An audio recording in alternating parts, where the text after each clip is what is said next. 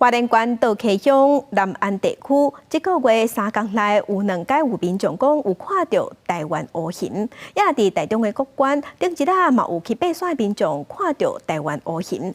林教授今嘛是表示，今年通报讲有看到的案件，确实是比去年同期也搁较侪，有可能是族群乌熊的族群今嘛稳定咧发展，嘛有可能是乌熊活动的范围有变化。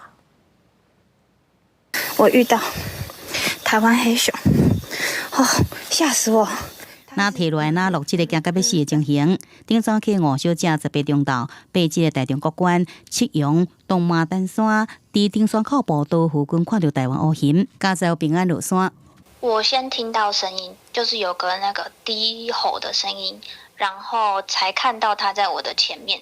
大概过一下子，它就往山上跑了，所以我确认它稍微有一点距离之后，我就慢慢往下走。今年5月，林业署伫大细山区发现4个禽兽。本月13、15，玉山国家公园、花莲县倒溪乡南安地区，分别有游客看到台湾乌熊出现。下关大细山甲国馆七阳的林业署台中分署，今年到即阵通报件数已经超过去年全年。有关处也讲，今年通报的案件比去年同期也较多。有一件是在大雪山0到21K， 那有一件呢是在乌尾山登山步道。那就是它的活动范围呢，就是有比我们想象的还更靠近人为活动的范围，确实有逐渐在扩张的迹象。今年是蛮多的啦，族群的活动范围它慢慢越接近这个乡村部落这样子。我认为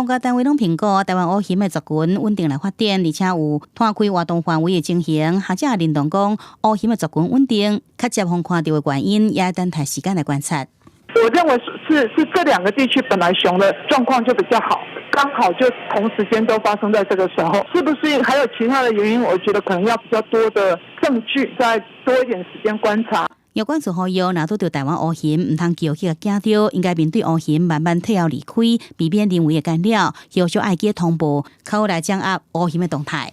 记者综合报道。